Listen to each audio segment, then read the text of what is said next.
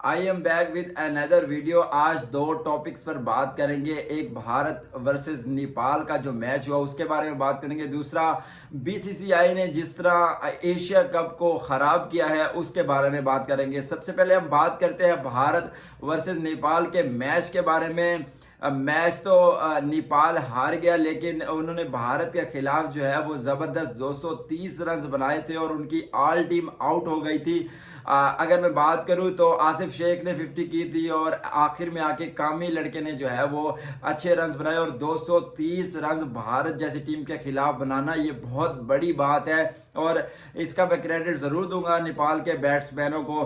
और इसके बाद जब जैसे ही मैच जो है वो पहले भी बारिश आई, पहली इनिंग में भी बारिश हुई और दूसरी इनिंग के स्टार्ट में भी बारिश आई, दरमियान में भी बारिश आई, तो बारिश ने जो है वो सारे मैच का मजा जो है वो बिल्कुल खराब कर दिया है और बल्कि पूरे टूर्नामेंट का मजा जो है वो बारिश ने बिल्कुल जो है वो खराब कर दिया है, सिर्फ बीसीसीआई की हट धर्मी की वजह से।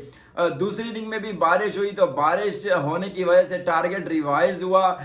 इंडिया को जो है वो 25 ओवरों में गलबन 143 रन बनाने थे और इंडिया ने जो है वो 20 ओवर्स में ही रन जो है वो चेस कर लिया। रोहित शर्मा 70+ रन बनाए और मैन ऑफ द मैच रहे। और जो प्रिंस हैं, क्रिकेट के प्रिंस जो कि अहमदाबाद के प्रिंस हैं, उन्होंने भी 50 की और इस माइटी नेपाल के खिलाफ जो है वो दोनों प्लेयर जो है वो परफॉर्म कर गए हैं। और शाहीन जो है वो साइड पे खड़े हंस रहे होंगे कि यार किन बच्चों को जो है वो मार के वो खुश हो रही है इंडिया की क्रिकेट टीम। लेकिन जिस तरह से मेरे ख्याल में नेपाल ने बैटिंग की और फिनिश किया 230 रन पे, ये काबिल तारीफ है नेपाल के लिए। और आने वाले वक्त में उम्मीद है कि नेपाल की टीम जो है वो मजीद अच्छा परफॉर्म भी करेगी।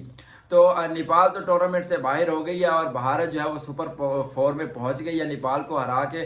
और दूसरा जो टॉपिक है वो आप सबको पता है कि जिस तरह से ये टूर्नामेंट एशिया कप जो है वो डिस्टर्ब हुआ है बारिशों की वजह से। आजकल के दौर में जितना आजकल डिजिटल दौर है, आप एक साल का वेदर की अपडेट भी आपको मिल सकती है। आपको पता था कि मानसून की बारिशें जो है वो श्रीलंका में हो रही हैं और बहुत ज्यादा हो रही हैं, लेकिन आपने फिर भी जो है वो बीसीसीआई ने अपने ताकत के जोर पे जो है वो ये दिखाया कि भाई हम कहीं भी मैच करवा सकते हैं। आप दुबई यूएई में भी मैच करवा सकते थे, लेकिन आपने क्या किया, आपने जो है वो पाकिस्तान की मुखालफत पे गालबन और पाकिस्तान को जलील करने के उस चक्रों में खुद को जो है आपने जलील कर दिया।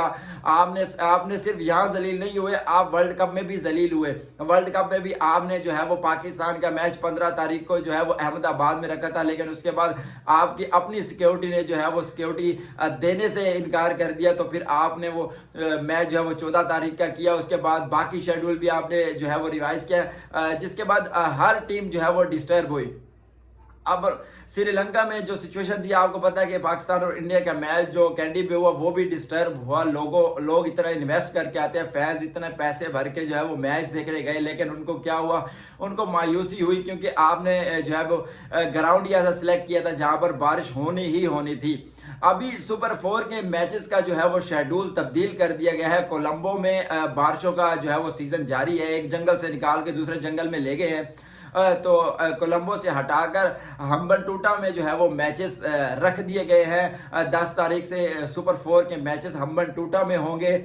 मेरे ख्याल में हम्बनटोटा में भी 50% बारिश के चांसेस हैं। अगर दम्बोला में मैचेस रख दिए जाते तो मजीद बेहतर था, लेकिन बीसीसीआई को बिल्कुल शर्म नहीं आती क्योंकि बीसीसीआई अपनी जो है वो ताकत के बलबूते पे जो है वो ऐसे डिसीजन लेता है और अपनी बेइज्जती पूरी दुनिया में करवाता है। क्योंकि इतना बड़ा टूर्नामेंट जिसमें जो है वो ब्रॉडकास्टर जो होते हैं और जो इन्वेस्टर्स होते हैं वो पैसे इन्वेस्ट करते हैं, लेकिन मेरे ख्याल में इंडिया की तस्कीन जो है वो इसी चीज में थी कि हम जो है वो पाकिस्तान की सिर्फ ट्रैवलिंग को ही मलहूज़ खातिर रखेंगे और जो है वो पाकिस्तान को जलील करेंगे। लेकिन कुदरत का निज़ाम यही होता है कि आप जिसके खिलाफ पैसे के बलबूते पर उनको जलील करना चाहती है, कुदरत फिर आपको जलील करती है।